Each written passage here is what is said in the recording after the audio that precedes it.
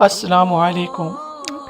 Video سے start سے پہلے ایک ریکویسٹ ہے کہ آپ کائنڈلی ویڈیو کو لائک اور کمنٹ ضرور کر دیا کریں تاکہ مزید لوگوں تک یہ ویڈیو پہنچے، اور درود شریف ایک مرتبہ درود شریف ضرور پڑھ لیجیے۔ جزاک اللہ خیر۔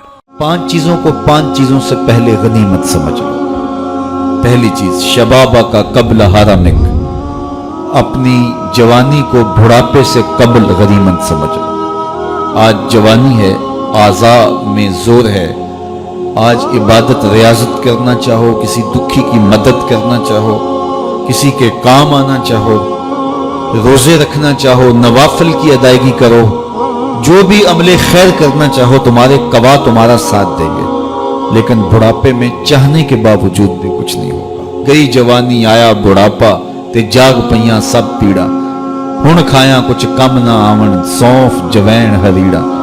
تو آج موقع ہے، جوانی کے لمحات ہیں، ان جوانی کو راہ خدا پہ ڈال دو۔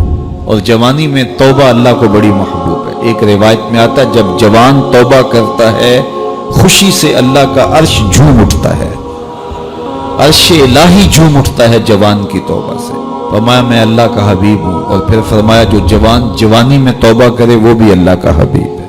کتنی بڑی بات ہے۔ تو جوانی یاد الہی میں گزرے، ذکر الہی میں گزرے، تو فرمایا جوانی کو بڑھاپے سے قبل غنیمت سمجھ لو۔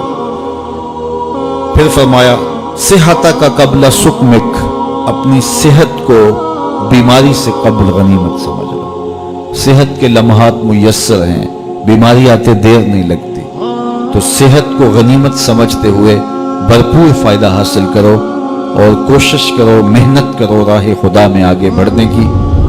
وغنا کا قبل فقرک، تیسری بات ارشاد فرمائی، اپنی غنا کے دور کو، مال و دولت کی فراوانی کے زمانے کو غنیمت سمجھو فقر سے قبل۔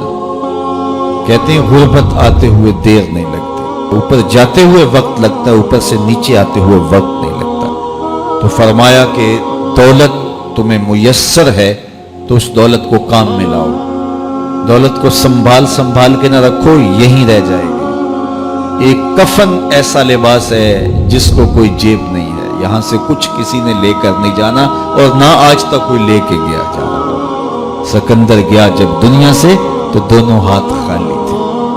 تو اصل وہ ہے جو ہم ساتھ لے کے جائیں گے۔ میرے حضور نے فرمایا، ابن آدم کہتا ہے مالی مالی مالی، میرا مال میرا مال۔ فرمایا اس کا مال وہ ہے جو اس نے کھایا یا پہنا اور پرانا کر دیا یا اس نے آگے بھیج دیا۔ فرمایا باقی اس کا نہیں ہے، یہ اس کے وارثوں کا ہے، وہ کفن بھی میلا نہیں ہونے دیں گے کہ بانٹ لیں گے۔ تو فرمایا غنا کے زمانے کو غنیمت سمجھو فقر سے قبل۔ چوتھی بات ارشاد فرمائی، فراغت کے لمحوں کو مصروفیت کے وقت سے قبل غنیمت سمجھو۔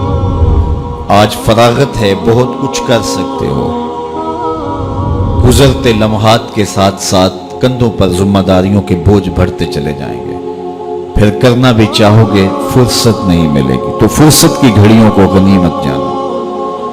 5ویں چیز ارشاد فرمائی، وحیاتک قبل موتک، اور اپنی زندگی کو موت سے قبل غنیمت سمجھو۔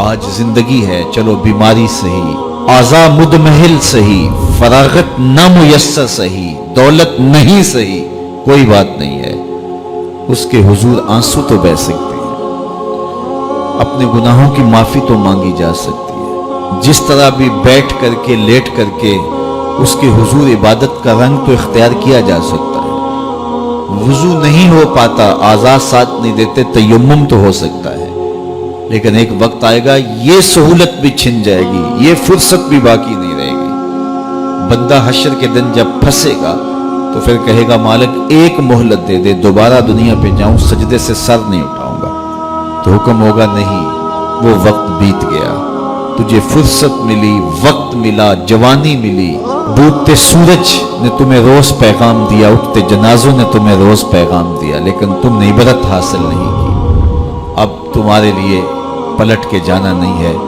اب تم یہی رہنا ہوگا اور اپنے گناہوں کی سزا گوارا کرنی ہوگی۔ مزید اسلامی واقعات اور بیانات کے لیے ہمارے چینل کو سبسکرائب کرنا مت بھولیے، اور لیٹسٹ اپڈیٹ کے لیے بیل آئیکن پر کلک کرنا مت بھولیے۔ جزاک اللہ خیر۔ السلام علیکم۔